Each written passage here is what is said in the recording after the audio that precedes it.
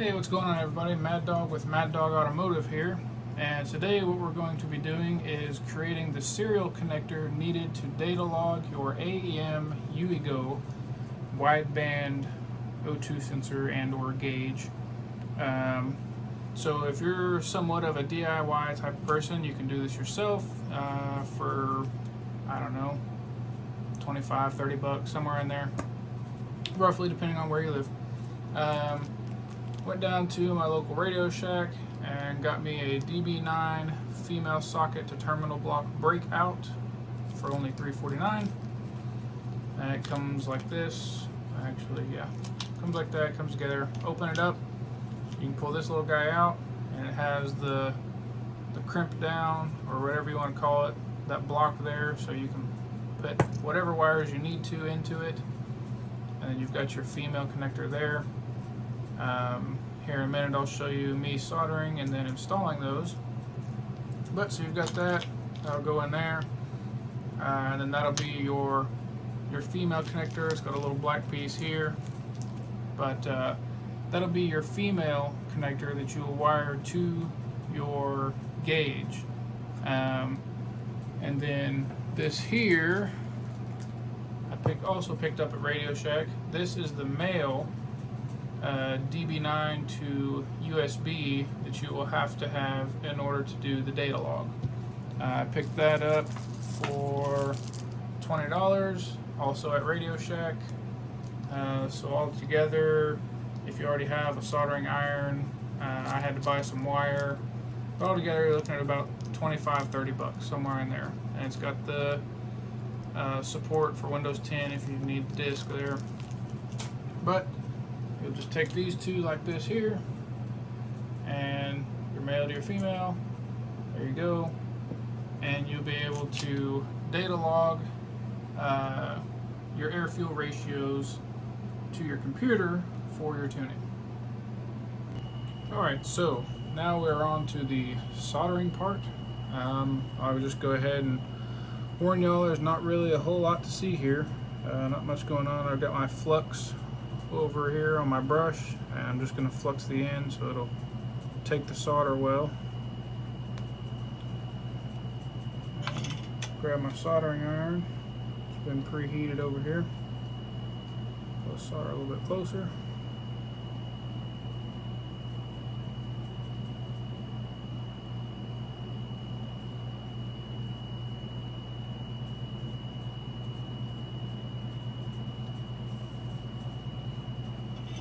That in there.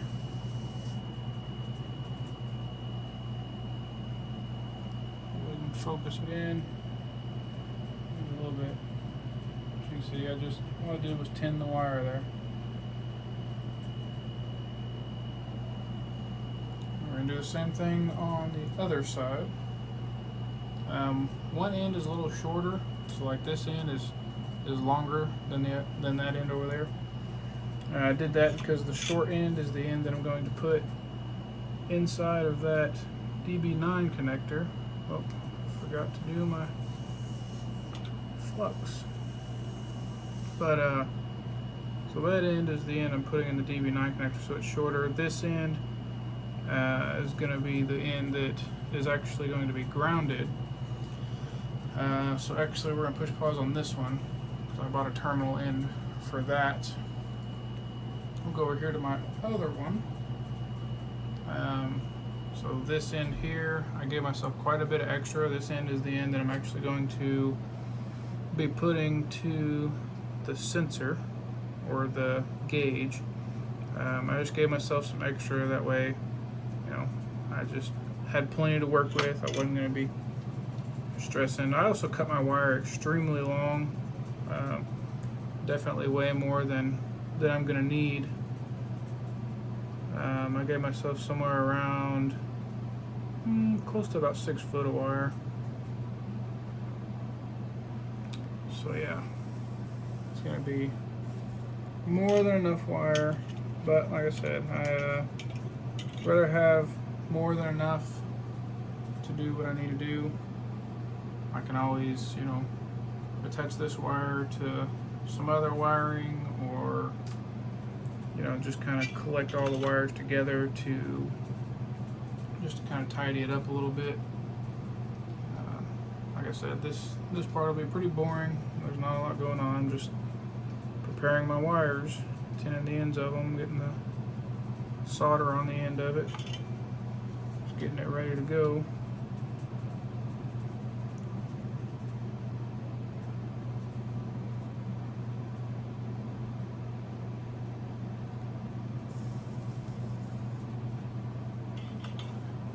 Tin both ends here. This is the small end that'll go into that connector I showed you about earlier. And then, like I said, it's about 6 foot long. This is the long end that'll go to your blue wire. They didn't have any blue left at Radio Shack, so I got purple.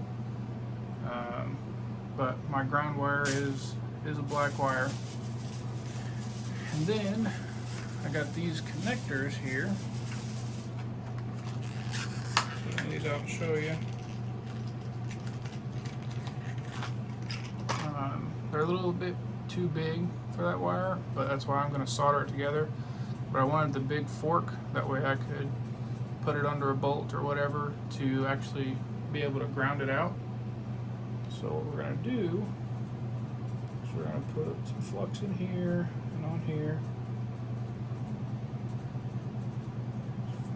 There's flux in there. I got that. Grab my longer end here. Got flux on that end. And then what we'll do is we'll go ahead and tin it. Put a little bit on there. Make it stick a little bit better, hopefully. Get the solder off the end of my iron. And then I bought some heat shrink tubing, which this one might actually be a little bit small for that. So I'll probably end up having to use 2 pieces. Once I actually get it to the car, I'll probably have to put another bigger piece over the end of it. But I'm going to cut me a little piece of this off. There we go. I did get blue heat shrink tubing for my purple wire. But, so I just got some heat shrink tubing here. Like I said, I think it's definitely too small to fit right in there. But the gauge wire is pretty small as well. So I'm just going to stick that on there. And then we're going to solder this into here about like so. So I'm probably going to have to get my tweezers out to hold this. Just a second here.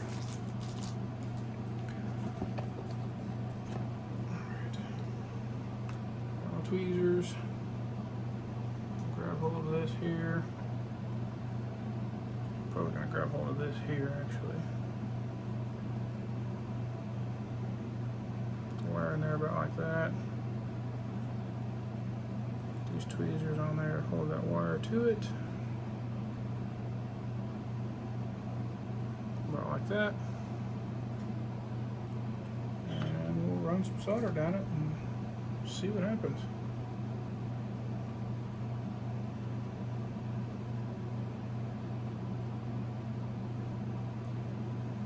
Solder to it. Let's see.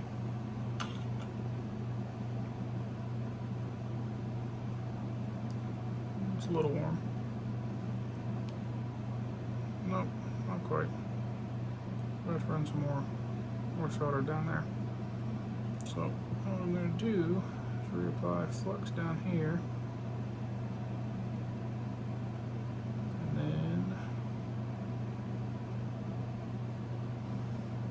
Take and put that back in there.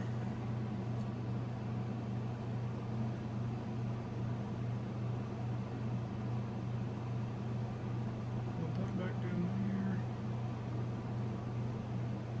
Like that. And we'll try to solder back together. A little bit on there.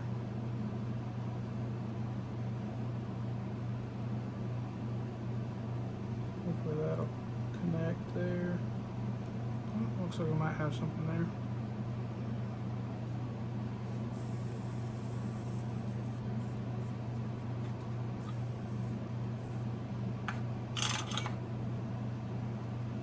Let's see what we got here. Yeah, there we go. So there, just like that.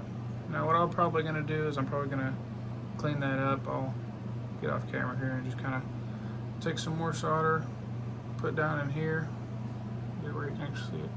I'll put some more solder down here, put a little bit more over here, just get that a really good solid connection.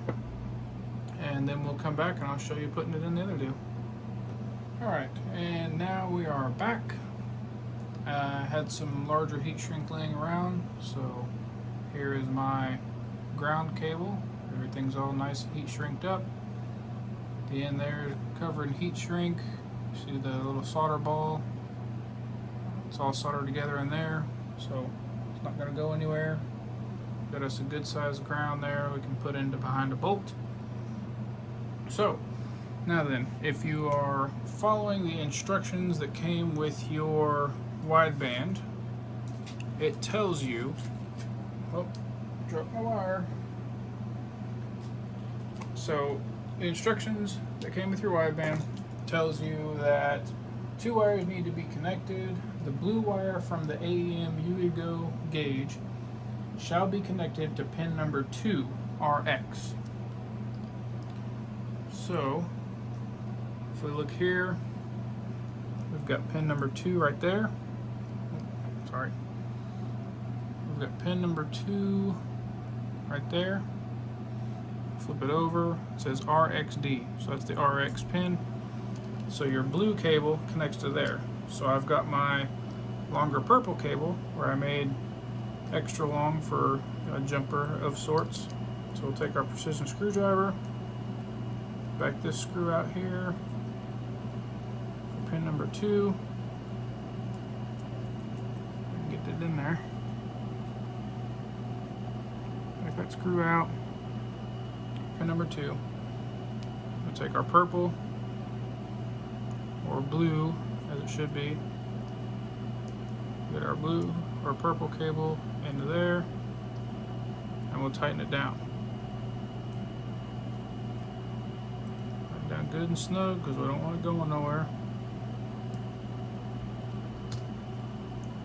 So there, we've got our pin 2 blue cable, and then it says pin number 5 is ground on the serial port. So we'll go over here to pin number 5. We've got our ground cable. We'll back out pin number 5 here. Or back the screw out for pin number 5. Back that out. We'll take our lead, put it in there. You can see I've got a little bit of extra, so I'll chop that off. And then we will put it in there. I just got a knife here, so chop the end of that off there. Should be enough. I don't really want to have a whole bunch sticking out. So back over here to pin number 5. Put this in there. Perfect. And we'll take our screwdriver. Screw that down. Get it nice and snug in there. There you have it. Pin 2. So I can zoom in. You can actually see a little bit better there. So we've got pin 2 right there. Pin 5 right there. So this wire will go to the blue wire coming off your sensor or coming off your gauge. This one goes to a chassis ground. Has to be a chassis ground. That's why we've got this here. So you'll chassis ground that. And then I'll just take all this, put it back into here. So a wire come through this end, kind of pin this a little bit there, pin this a little bit there, so that they follow the back side. Put this back down in this hole here, put that in there, wire come over here.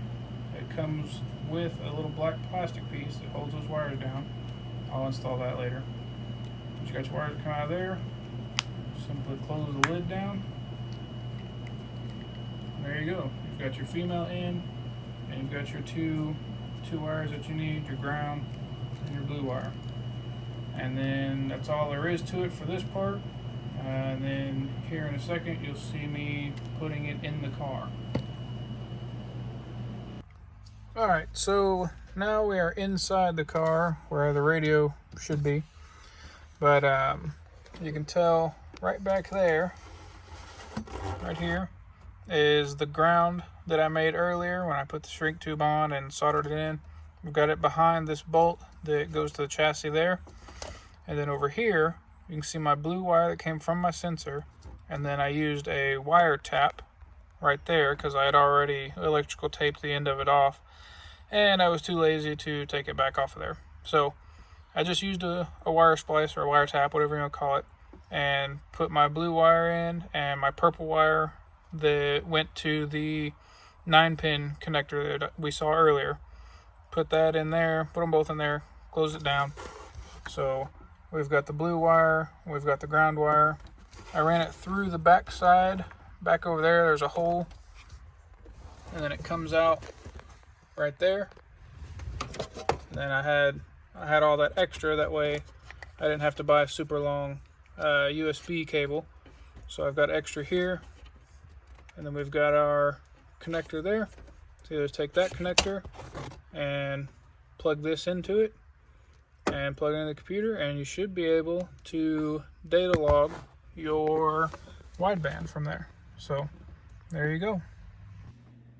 All right, so here is some extra information for y'all. You saw we got everything wired up, we got the cable made, we got it installed in the car, all that good stuff. I had issues data logging, so that's where this comes in. So the extra information that I have that may help you if you're still having issues. A couple of things. Number one, make sure the driver is correct for the cable. My computer kept trying to update to the newest driver, which is like a 2020 driver. Maybe you don't have to, but I had to go download the older driver, 3.3.3.1 or something like that. It's like 33311 or something like that. It's a 2009 driver. So check, make sure your computer is using the older driver. The next thing I had to do is if you go into your device settings or device properties where you can see like all your devices, everything, click on your COM port, your cable, and the little window, click on properties, little window will come up, and across the top there will be another little tab, and you can select I believe it says like port settings or something like that, but it's like the second or third one from the top. Click on that and you'll have a menu to have like your rate and your bits per second and all that stuff. We'll go all the way to the bottom, and down there's a little drop down menu. Make sure that says hardware. So make sure that says hardware, and make sure that when you look at your driver, it is the older 2009 driver. Every time you data log, unless you just uninstall completely the newer driver, because I had it to where, you know, it worked fine one day, next day I guess the computer updated or something at night, went to data log, wouldn't work, went, checked the driver, it had reinstalled the new driver. So either just completely get rid of that, or every time you plug in and go to data log, make sure you double check that driver.